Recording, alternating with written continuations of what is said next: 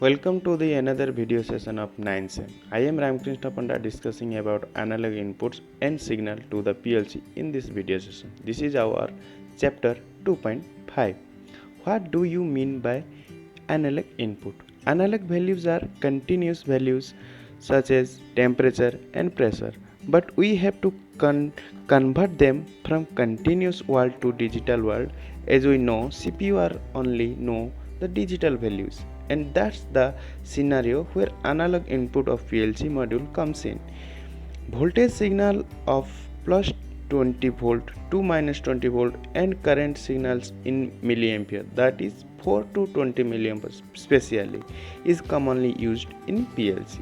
Every PLC manufacturer has I/O modules to deal with this kind of signal along with other most specialized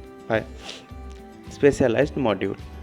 The simplest of these is voltage input, so we understand this first. Here we have a simple circuit to convert the position of the knob into 0 to 5 volt signal and connected to a generic PLC voltage analog input. When knob is in 0 position, voltage passed to the PLC is 0 volt, and other end of the knob rotation, the PLC will see 5 volts.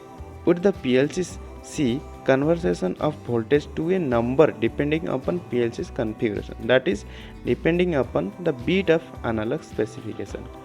That is particular PLC में अगर 10 bit का ADC that is analog to digital converter IC लगा हुआ है, then उसका calculation 0 volt में 0 number और 5 volt में 1024 special number that is 2.2 to the power 10 को समझा जाता है। और पर्टिकुलर पोजीशन का कैलकुलेशन कैसे निकलता है, एक फार्मूला है that is y equal to y2 minus y1 divided by x2 minus x1।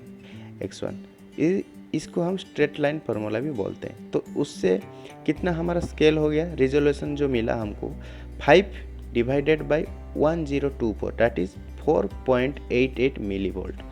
मतलब अगर 0 पोजीशन में है तो नंबर जो आए PLC को जाएगा वो 0 जाएगा।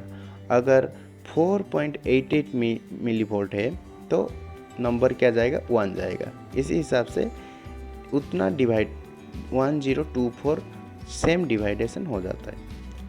इन this way PLC program can control brightness of electric bulb, output of heat source, speed of motor etc।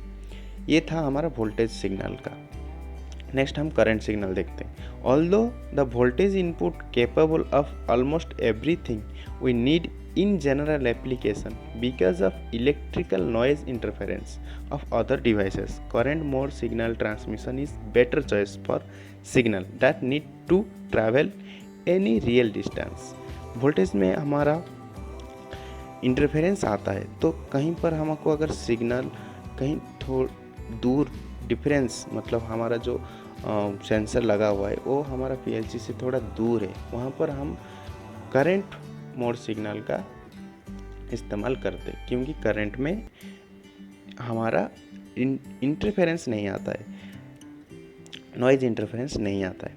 For this reason many application uses current inputs from the PLC and current mode interference, generally voltage mode interference with an added high precision resistor.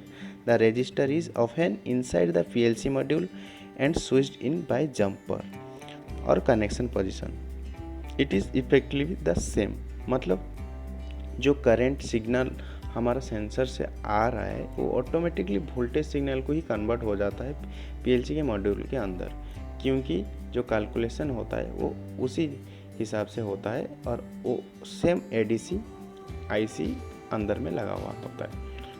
और current signal हमेशा 4 to 20 milli ampere होता है, 0 to 20 milli ampere नहीं होता है। ये क्यों नहीं होता है ये थोड़ा आप रिसर्च करना, नहीं तो इसका जवाब हमारा केस स्टडी सेशन में समझा दिया जाएगा। अगेन PLC मॉड्यूल के अंदर कितने ओम का रजिस्टर, जो हम जेनेटिक रजिस्टर लगा हुआ बोले वो कितना ओम का रहता है वो भी थोड़ा रिसर्च करना।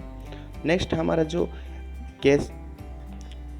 जो करंट मोड सिग्नल जो जो यूज होता है, जनरली थर्मोकपल और आरटीडी रहता है। ये हमारा चैप्टर 3.0 में ऑटोमेशन सेक्शन में समझा दिया जाएगा।